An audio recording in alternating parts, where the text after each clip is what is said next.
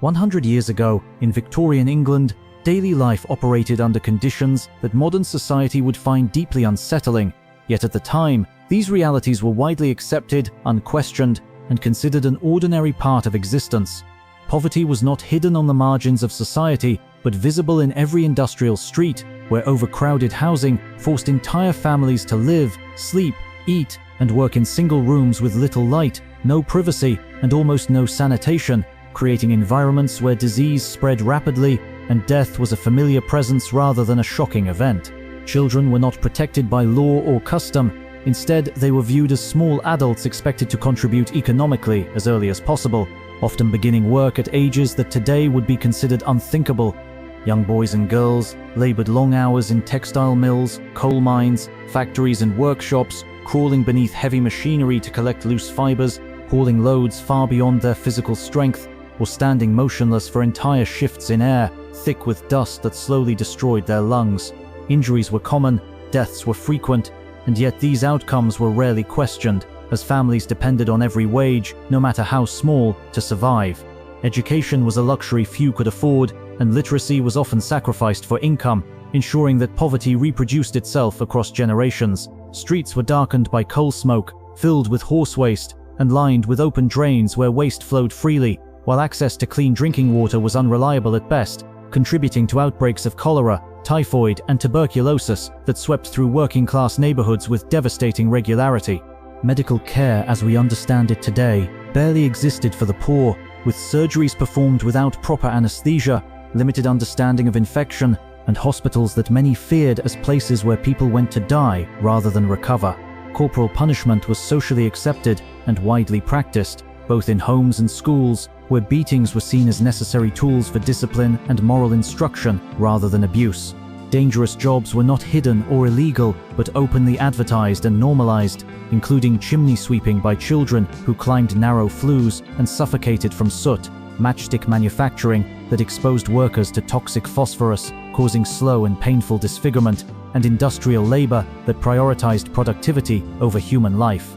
Women lived under strict legal and social limitations, with few rights, little protection, and limited control over their own lives, while domestic labor, childbirth, and rigid expectations defined their role in society. Marriage often determined a woman's survival, and escape from abusive or exploitative conditions was nearly impossible. Life expectancy in industrial cities remained shockingly low, with many working-class adults dying before the age of 40, and high child mortality rates meant that grief became an accepted, almost expected part of family life. Even death itself was treated differently, as mourning rituals were public, prolonged, and culturally prescribed, reflecting a society intimately familiar with loss. Social class defined nearly every aspect of existence, from where one lived and worked to how one was treated by the law, reinforcing a rigid hierarchy in which suffering was viewed as an unfortunate but natural consequence of one's position rather than a problem to be solved. Reform movements did exist, but progress was slow, resisted by economic interests and social traditions that benefited from cheap labor and unquestioned authority. There were no child protection systems, no workplace safety regulations, no welfare structures comparable to those of the modern world, and survival often depended more on endurance than opportunity. What makes this period particularly disturbing is not only the harshness of daily life, but the way society collectively accepted it as normal, embedding suffering into routine through repetition and necessity. People adapted because they had no alternative, learning to navigate hardship with resilience rather than resistance, while entire generations grew up believing that exhaustion, danger, and loss were simply facts of life. Victorian England was not defined solely by cruelty, but by a system that normalized inequality through habit, economics, and tradition, allowing extraordinary suffering to exist without outrage. Looking back, it becomes difficult to imagine accepting such conditions, yet for those living within them, this world felt as ordinary and inevitable as modern routines feel today. Understanding this past forces a confrontation with an uncomfortable truth. Progress did not occur because society suddenly became compassionate, but because people eventually questioned what had long been accepted as normal. And when history is viewed through this lens, it raises a final, unsettling question.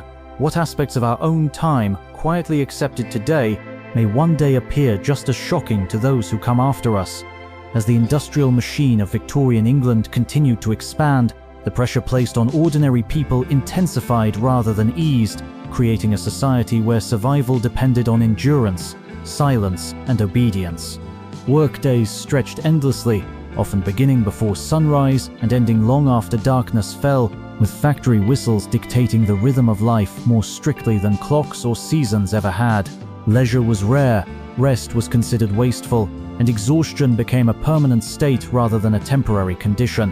Labor laws were minimal or non-existent, allowing employers near total control over wages, hours, and conditions, while workers who complained risked immediate dismissal and replacement.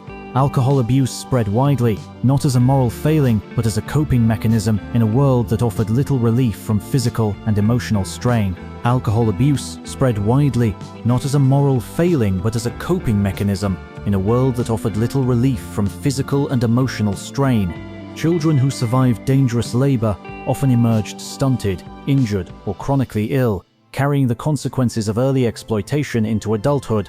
Those who could no longer work due to injury, age, or illness faced bleak prospects. As poverty in old age was treated as a personal failure, workhouses loomed as symbols of last resort, institutions deliberately designed to be harsh and humiliating, enforcing rigid discipline and offering minimal sustenance in exchange for grueling labor. The fear of the workhouse shaped behavior across the working class, encouraging compliance and discouraging resistance. Meanwhile, the middle and upper classes often viewed poverty through a moral lens, believing hardship resulted from laziness or vice rather than structural inequality, reinforcing attitudes that justified indifference. Charity existed, but it was selective and conditional, often tied to religious instruction or moral judgment rather than genuine compassion. Public health reforms emerged slowly, driven less by concern for the poor than by fear of disease spreading upward through social boundaries, forcing authorities to recognize that suffering could no longer be contained within specific neighborhoods. Even as reforms began to take shape toward the end of the century, their reach remained limited, and meaningful change arrived too late for millions who had already lived and died under unforgiving conditions. The Victorian era was an age of progress and invention, but that progress was unevenly distributed, lifting some while grinding others down. Its contradictions were stark: technological advancement alongside human neglect, moral certainty alongside widespread suffering, and national pride alongside invisible despair.